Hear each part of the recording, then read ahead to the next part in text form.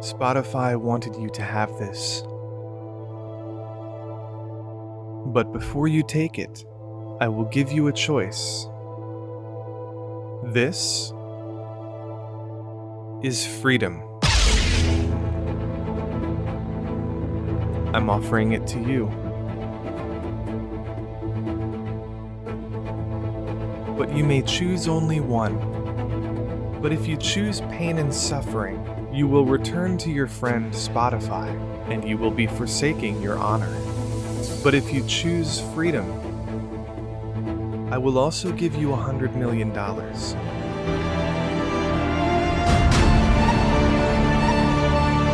Well. Things are getting pretty spicy as a very real possibility of a new home for Joe Rogan has popped up. Some believe it's just a publicity stunt, but actually knowing people behind the scenes here, it is not. It is a very real possibility, and I'm extraordinarily excited about it. Now, if you're new to the channel and you see that red subscribe button down below the video and it's red, it means you're not subscribed. Almost 50% of my viewers aren't subscribed. I work hard. I cover 5 to 6 to 7 news topics a day. I only ask that you consider subscribing. You don't have to, but I would greatly appreciate it. It's the only way you'll ever find my videos. YouTube does not put them in the search results. So it's hard out here for a pimp, you know? So I appreciate those of you that have subscribed and that those of you that just did. Now, if you've been following the situation with Joe Rogan, there's some very interesting new news. First of all, the CEO of Spotify has spoken out. More information about the removed episodes from the Joe Rogan podcast is available, and a new, very real possibility of a new home for the Joe Rogan podcast. Now, first and foremost, we learned that it wasn't Spotify that necessarily deleted all of those episodes. In fact, according to the statement from Spotify's CEO, Daniel Ek, Joe Rogan himself deleted those episodes. Now, this isn't the first time that Joe has willingly allowed episodes of his to be deleted. The first time was when he signed his $100 million contract in the first place. And now with this latest batch of 70 or so, the total episodes removed from Joe Rogan is 113. Now, Joe, I'm sure you're totally going to watch this video, but I have just over 1 million subscribers. I'm not tiny, but I'm not Joe Rogan big. However, I will happily host all 113 episodes on my YouTube channel ad-free, or I'll run them and you can claim the ad revenue. I just want them out there for historical sake. Now, Daniel Ek issued this statement. Spotify CEO will not be silencing Joe Rogan after a video compilation of him repeatedly saying a word in context, by the way, to the company's chief executive officer said, "There are no words I can say to adequately convey how deeply sorry I am for the way the Joe Rogan Experience controversy continues to impact each of you." Spotify Technology SA Chief Daniel Ek said in a memo sent to employees on Sunday, "I think it's important you're aware that we've had conversations with Joe and his team about some of the content in his show, including his long history of using some spicy language. Following these discussions and his own reflections, he chose to remove a number of his episodes from Spotify. He also issued an apology over the weekend." He added, according to the statement obtained by Fox Business, "While I strongly condemn what Joe has said, and I agree with his decision to remove the past episodes from our platform, I realize that some will want more. And I want to make one point very clear. I do not believe that silencing Joe is the answer." Standing tall. Standing tall. Now, there's some interesting, spicy new tweets, though. Not all. So there were many people that saw the original 70 that were deleted and said, "Oh, are these all the episodes where he said the word?" Turns out that's not the case. In fact, some of them were where guests were extraordinarily critical of, say, Saudi Arabia, a new emerging market for Spotify. And there were no usages of the gamer word in those videos. Kyle Kalinske, I believe, was who tweeted that. Let me be very clear about that. Actually, I think it was Kyle. Let me check. Tim retweeted it just a minute ago. Maybe not. Oh yeah, here it is. Kyle Kalinske. He tweeted, "My 2018 Joe Rogan Experience episode was censored by Spotify. He did not use any slurs in that episode. I railed against Saudi Arabia in it, and Spotify just happened to expand their Saudi market at the exact time that coincides with the banning."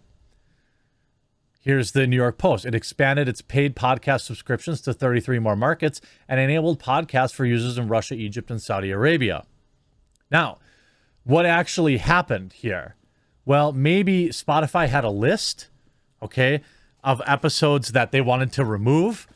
And Joe was probably like, I don't remember all these episodes. I don't really care. I just want to get on with my life. And he just said, whatever, just delete them. That's what I'm guessing happened. And inside that list from Spotify were probably a few little self-serving ones, like ones that maybe would have offended their Saudi partners or, you know, things of that nature. But like, here's what's interesting though. Spotify's essentially in a lose-lose scenario here with this, because the people that support Joe don't support saying, hey, we support Joe, but we're still going to remove 113 of their episodes. We also don't know how much blame to assign to Joe here. Joe secured that bag. He has probably several employees that he has to worry about taking care of. He's got plenty of cash to do so. The fact that he willingly removed 70 episodes over the weekend, I'm curious. I just like when he moved to Spotify in the first place, and I brought up that fact, if I ever got a chance to talk to Joe publicly or privately, that's the first question I would ask him. I want to know how the process is for you choosing to delete these episodes. Were you, and Joe is only human. It's possible that Joe is just like, bro, I didn't sign up to be the tip of the spear in the culture battle here. It's not what I want. And he's just been ground down by everybody dragging him for the past 3 straight weeks. Now, I'm not sure what else is out there, but I'm sure you can be sure that as soon as this gamer word controversy dies down, there will be a new push on a new reason. Maybe a Joe Rogan subscriber did this horrible crime, or somebody did this thing and he had a Joe Rogan poster on his wall. There'll be something like that. You could see, according to Spotify CEO, Joe did the censoring. Now, we don't know. We don't know how that conversation went. Now, Joe took them down, but we don't know if that was like, hey, you know, we think it would be better if you deleted these and not us. You know, for optics. Remember that $100 million we gave you like a month ago? We don't know. We don't know. If that's not the case, Joe Rogan could obviously come out and deny it. But now, on the same day it was reported that Spotify CEO Daniel Ek apologized to employees but maintained his commitment to keeping Joe Rogan podcasts on the platform, video hosting website Rumble tweeted at Rogan offering to match its $100 million deal the podcaster reportedly signed to host his podcast exclusively on Spotify. Quote, how about you bring your shows to Rumble, both old and new, no censorship for $100 million over 4 years. Read the statement from Rumble's CEO. Now, I know Chris and I have talked. I believe this is a real offer. There are several holes in it that I want to discuss in terms of it actually being a real play. But this could be as big as, like, remember when Trump was getting banned off everything? And I talked about it over and over again, like, please just join them all. At the time there was Parler, Gab. I don't think Getter was a thing. Minds was a thing. If Trump would have just joined all those platforms, it would have taken some intern 6 minutes to set up profiles.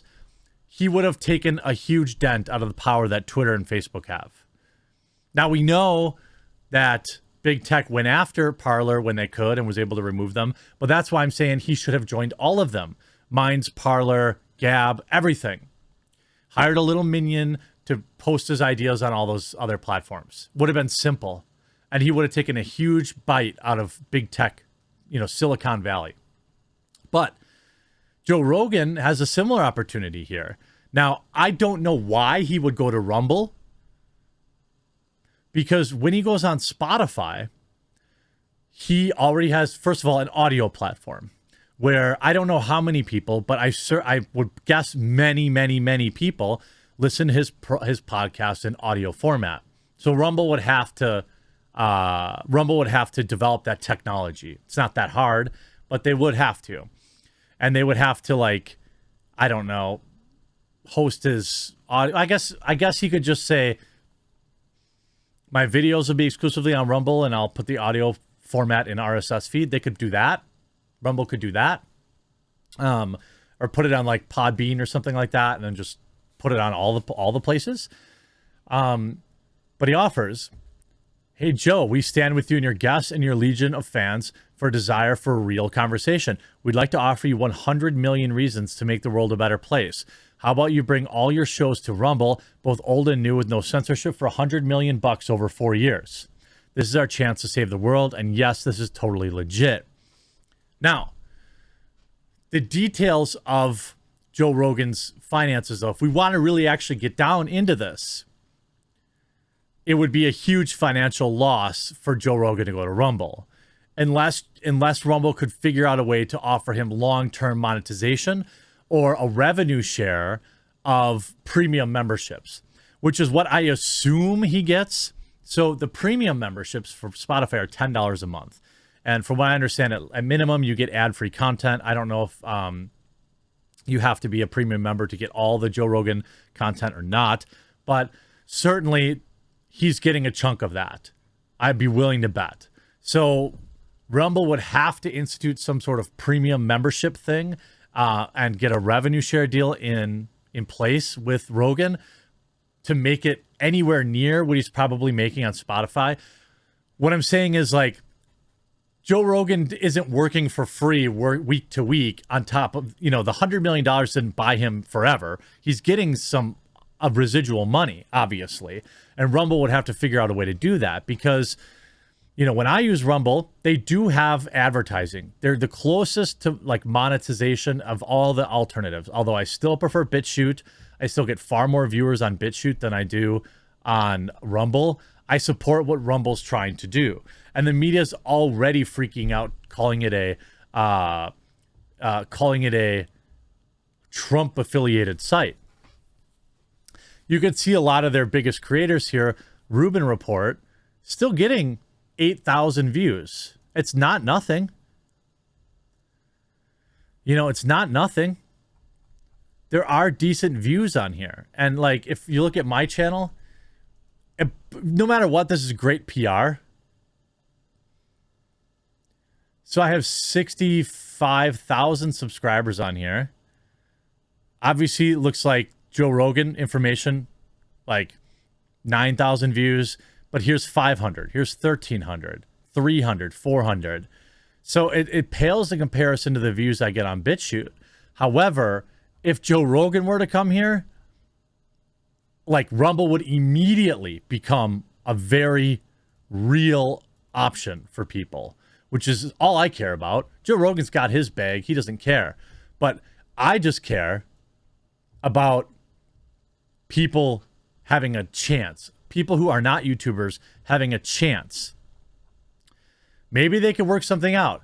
Granted, Rogan's got enough money that he could just buy a platform or build a platform, but maybe he's just not interested in doing that. Sure will be interesting to watch. I hope you enjoyed this video. We'll talk to you again real soon.